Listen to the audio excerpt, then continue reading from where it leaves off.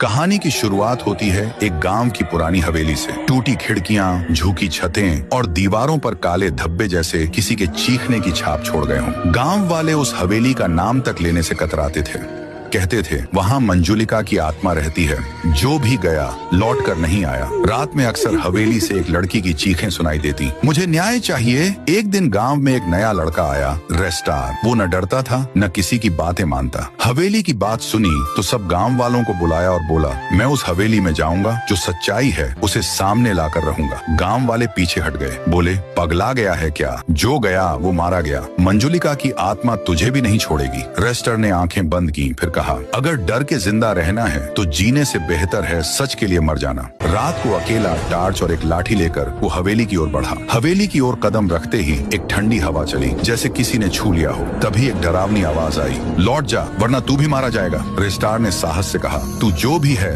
सामने आ। एक पल में एक सफेद धुएं से भरी परछाई सामने आ खड़ी हुई। लाल आंखें, उलझे बाल, कांपता हुआ चेहरा। वो आत्मा चिल्लाई, क्यों आया है यहाँ? मरना चाहता है? रेस्टार बोला, मैं सच जानने आया हूँ। क्यों सबको मार रही हो? क्या बिगाड़ा है गांव ने? कुछ पल सन्नाटा रहा, फिर आत्मा की आवाज बदली। वो बोली, मैं मंजुलिका नहीं हूँ, मैं उसका भाई हूँ, चंदन। 2 साल पहले मैं और मेरी बहन मंजुलिका इस गाँव में समाज सेवा करते थे, लेकिन एक दिन गाँव वालों को पता चला मैं किन्नर हूँ। उन्होंने मुझे हवेली में कैद कर दिया, बिना खाना पानी के तड़पाया। मेरी बहन ने रो रो कर मिन्नतें की, मगर किसी को दया नहीं आई। एक रात उन्होंने मंजुलिका को भी मार डाला, ये कहकर कि वो एक अभिशाप की बहन है। मैं तड़प तड़प कर इस हवेली में मर गया। मेरा शव सड़ता रहा, किसी ने जलाया भी नहीं। मेरी आत्मा बदले के लिए भटक रही है और मंजुलिका की आत्मा भी शांति नहीं पा सकी। तुम्हारा गुनाह नहीं था, गुनाह उनका था जिन्होंने इंसान को इंसान नहीं समझा, वो बोला। अगले दिन सुबह होते ही रेस्टार ने गाँव वालों को फिर से इकट्ठा किया। वो दहाड़ा, तुम लोगों ने जो किया वो पाप था, सिर्फ इसलिए कि वो किन्नर था।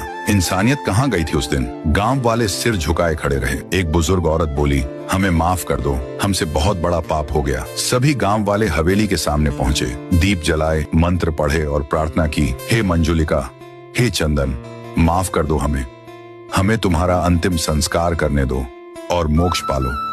हवेली की दीवारें कांपी, एक तीव्र रोशनी फूट पड़ी।